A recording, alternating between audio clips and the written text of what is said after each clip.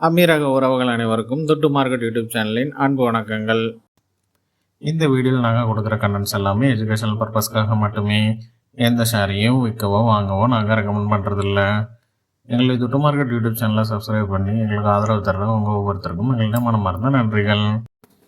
இன்றைக்கி August 13 UAE share மார்க்கெட்டில் நடந்த சில முக்கியமான அப்டேட்ஸ் என்னென்னு பார்க்கலாம். இன்றைய வர்த்தக நேர முடிவில் அபுதாபி செக்யூரிட்டிஸ் எக்ஸ்சேஞ்ச் 31 புள்ளிகள் உயர்வடைந்து 10,044 புள்ளிகளில் முடிவடைஞ்சிருக்கு.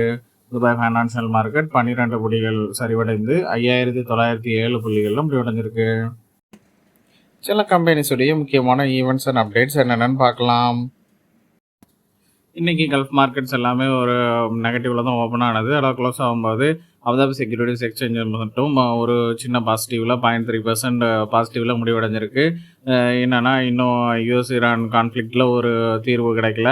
அது மட்டும் இல்லாமல் இந்த இன்ட்ரீம் அக்ரிமெண்ட் வந்ததை அதை ரிவைவ் பண்ணுறதுக்கான ப்ராசஸ் இன்னும் ஸ்டால்டாகவே இருக்குதுன்னு சொல்லி ஈரான் தரப்புலேருந்தும் நியூஸ் வருது. அதனால் இந்த ப்ராப்ளத்துக்கு ஒரு இப்போதைக்கு தற்காலமாக ஒரு செட்டில்மெண்ட் எதுவும் வரும்னு சொல்லி அந்த எதிர்பார்ப்பு இப்போவும் நிறைவேறதுக்கான வாய்ப்புகள் இல்லைன்னு தெரியுது.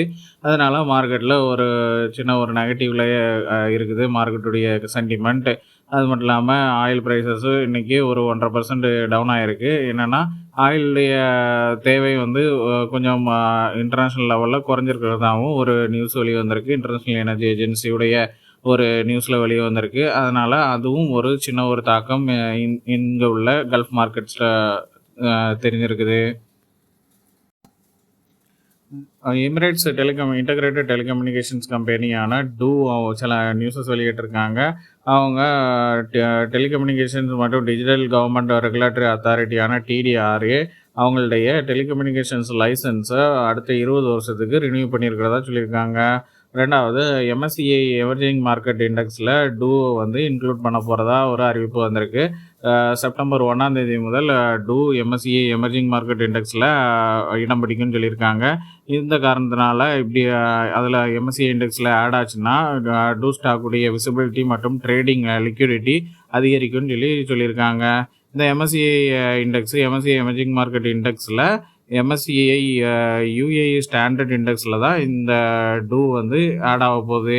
இந்த MSCI emerging market index top emerging market 24 emerging market உள்ள கண்ட்ரீஸில் உள்ள முக்கியமான மிட் கேப் மற்றும் லார்ஜ் கேப் கம்பெனிஸை ரெப்ரசன்ட் பண்ணுது.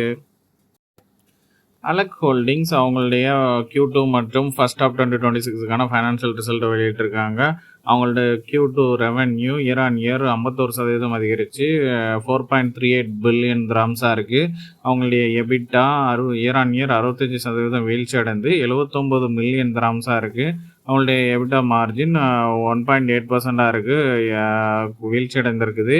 அவங்களுடைய நெட் லாஸ் Q2ல் 16.6 மில்லியன் திராம்ஸாக இருக்குது. இது இயர் ஆன் இயர் 113% வீழ்ச்சி அடைந்திருக்கு. அது மட்டும் இல்லாமல் அவங்களுடைய ஃபர்ஸ்ட் ஆஃப் 2026ல் அவங்களுடைய ரெவென்யூ இயர் ஆன் இயர் 68% அதிகரித்து 8.99 பில்லியன் திராம்ஸாக இருக்குது. அவங்களுடைய எபிட்டா இயர் ஆன் இயர் 3% அதிகரித்து 440 மில்லியன் திராம்ஸாக இருக்குது. அவங்களுடைய நெட் ப்ராஃபிட் ஃபர்ஸ்ட் ஆஃப் 2026க்கு இயர் ஆன் இயர் 11% வீழ்ச்சி அடைந்து 214 மில்லியன் திராம்ஸாக இருக்குது.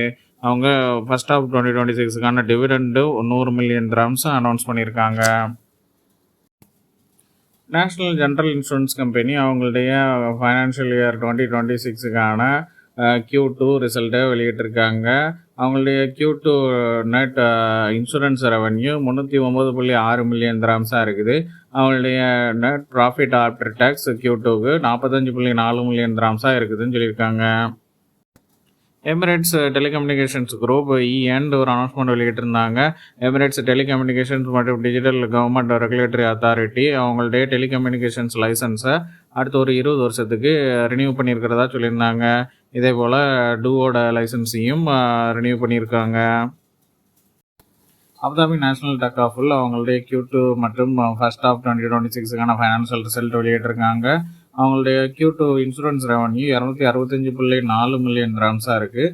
அவங்களுடைய Q2 profit after tax 28.2 million திராம்ஸாக இருக்குது. அவங்களுடைய ஃபர்ஸ்ட் ஆஃப் 2026க்கான இன்சூரன்ஸ் ரெவன்யூ 335.2 மில்லியன் திராம்ஸாக இருக்குது. அவங்களுடைய இது இயர் ஆன் இயர் 18% அதிகரிச்சிருக்கு. அவங்களுடைய ஃபர்ஸ்ட் ஆஃப் 2026க்கான ப்ராஃபிட் இயர் ஆன் இயர் 46% அதிகரித்து 13.46 மில்லியன் கிராம்ஸாக இருக்குது. எஃப்ஏபி செக்யூரிட்டிஸ் சில கம்பெனிஸுக்கு ரேட்டிங் கொடுத்துருக்காங்க. அது என்னென்னு பார்க்கலாம். 2.0க்கு ஹோல்ட் ரேட்டிங் கொடுத்துருக்காங்க. இதோடைய கரண்ட் மார்க்கெட் ப்ரைஸ் 2 கிராம்ஸ். இதோடைய target price 2 dirhams 67 fils. Space 42க்கு ஹோல்ட் பை ரேட்டிங் கொடுத்துருக்காங்க. இதோடைய current market price 1 dirhams 68 fils. இதோடைய target price 1 dirhams 86 fils. Pure ஹெல்த்துக்கு ஹோல்ட் ரேட்டிங் கொடுத்துருக்காங்க. இதோடைய current market price 2 dirhams 34 fils. இதோடைய டார்கெட் ப்ரைஸ் 2 கிராம்ஸ் 91 ஃபில்ஸ். இன்றைக்கி அபுதாபி செக்யூரிட்டிஸ் எக்ஸ்சேஞ்சஸில் டாப் கெய்னர்ஸ் எந்தெந்த கம்பெனிஸ்ன்னு பார்க்கலாம். ஃபுஜரா சிமெண்ட் இண்டஸ்ட்ரீஸ் 13% அதிகரித்து 46 ஃபில்ஸில் முடிவடைஞ்சிருக்கு. மனாசில் 5% அதிகரித்து 34 ஃபில்ஸில் முடிவடைஞ்சிருக்கு. Grain shares A and digital ETF 4.5% அதிகரித்து 170 கிராம்ஸ் 60 ஃபில்ஸில் முடிவடைஞ்சிருக்கு. Sharjah cement and industrial development company 4% அதிகரித்து 1 கிராம்ஸ் 26 ஃபில்ஸில் முடிவடைஞ்சிருக்கு. Abu Dhabi national building material company 1 dirhams 73 ஃபில்ஸில் முடிவடைஞ்சிருக்கு. இது 3% அதிகரிச்சிருக்கு. இன்றைக்கி அபுதாபி செக்யூரிட்டிஸ் எக்ஸ்சேஞ்சஸில் டாப் லாசர்ஸ் எந்தெந்த கம்பெனிஸ்ன்னு பார்க்கலாம். வத்மா நேஷனல் 5% வீழ்ச்சி அடைந்து 3 கிராம்ஸ் 23 ஃபில்ஸில் முடிவடைஞ்சிருக்கு. கல்ஃப் சிமெண்ட் கம்பெனி 4.25% வீழ்ச்சி அடைந்து 1 கிராம்ஸ் 18 ஃபில்ஸில் முடிவடைஞ்சிருக்கு.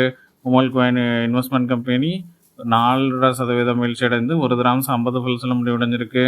இன்வெஸ்ட் பேங்க் 3.5% வீழ்ச்சி அடைந்து 2 ஃபில்ஸில் முடிவடைஞ்சிருக்கு. இன்வெக்டஸ் 3.5% வீழ்ச்சி அடைந்து 1 கிராம்ஸ் 49 ஃபில்ஸில் முடிவடைஞ்சிருக்கு. இன்றைக்கி துபாய் ஃபைனான்ஷியல் மார்க்கெட்டில் டாப் கெய்னர்ஸ் எந்தெந்த கம்பெனிஸ்ன்னு பார்க்கலாம். Dubai national insurance and insurance company 13% அதிகரித்து 3 கிராம்ஸ் 39 ஃபில்ஸில் முடிவடைஞ்சிருக்கு. பிஹெச்எம் கேபிட்டல் 6.25% அதிகரித்து 1 கிராம்ஸ் 4 ஃபில்ஸில் முடிவடைஞ்சிருக்கு. தலபாத் ஹோல்டிங்ஸ் 5% அதிகரித்து 1 கிராம்ஸ் 17 ஃபில்ஸில் முடிவடைஞ்சிருக்கு.